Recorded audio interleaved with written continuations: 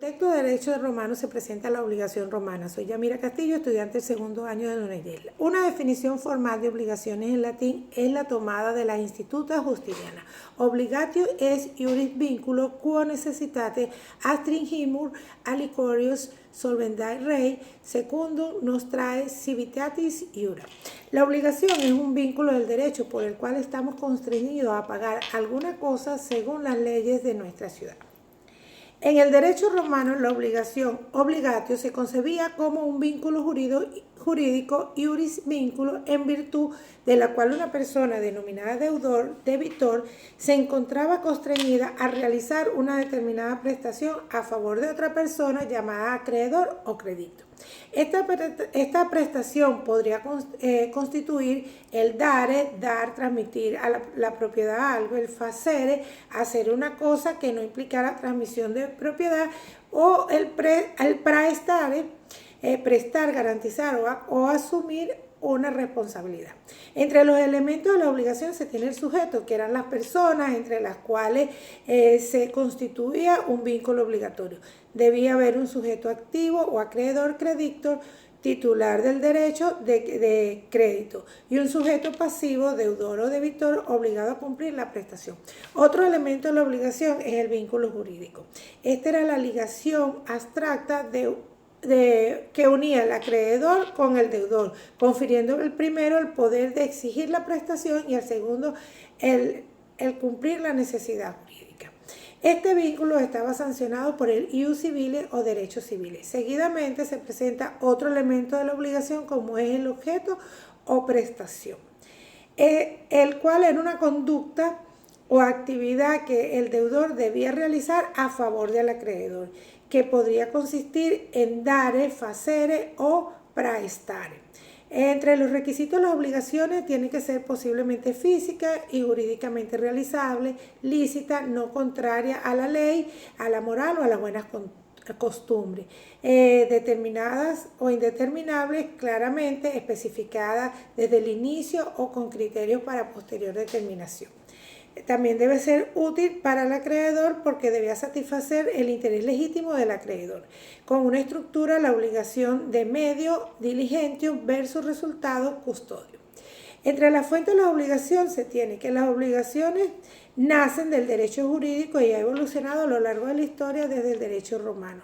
Las clasificaciones más influyentes fueron las presentadas por Gallo, que en sus institutas distinguía dos fuentes principales como el contrato o contractus de acuerdo de voluntad, era el acuerdo de voluntades entre dos o más personas destinado a crear una obligación. Se perfeccionaba mediante un consentimiento y revestía formas solemnes en sus inicios. Posteriormente se fueron reconociendo contratos consensuales que se perfeccionaban por el simple acuerdo.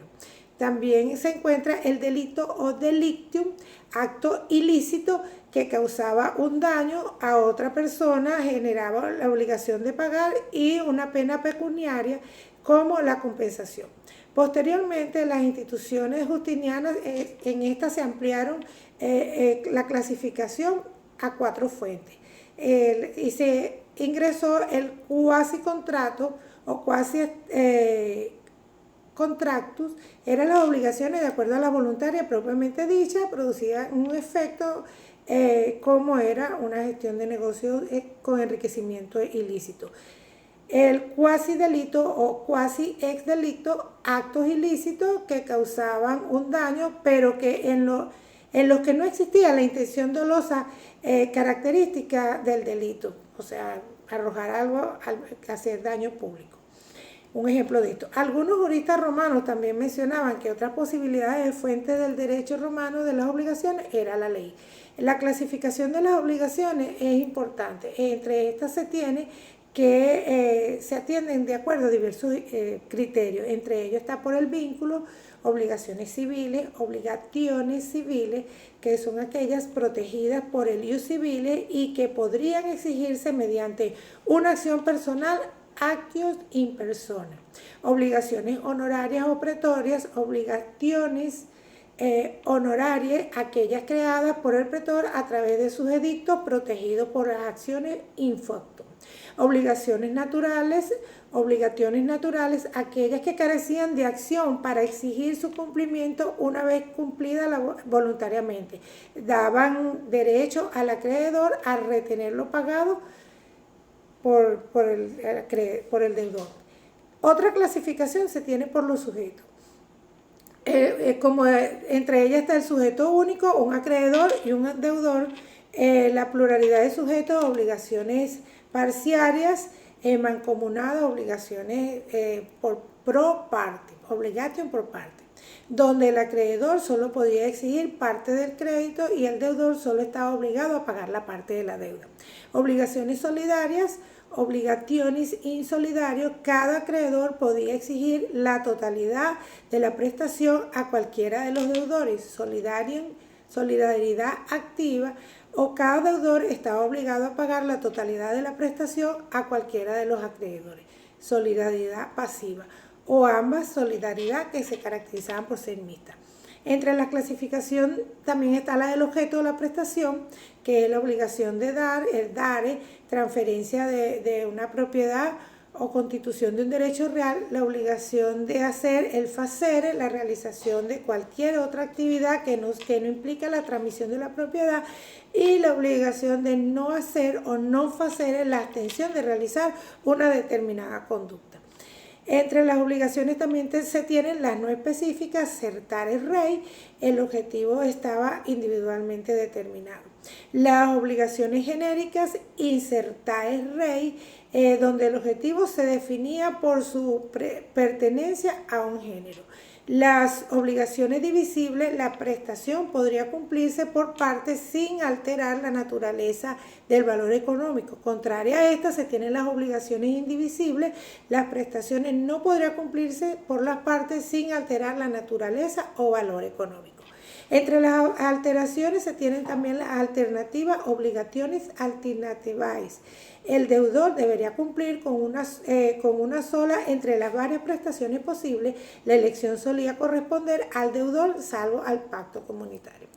Contrario, la obligación facultativa, facultationes facultivae, donde el deudor estaba obligado a una prestación determinada, pero se concebía la facultad de liberarse del cumplimiento de otra prestación diferente.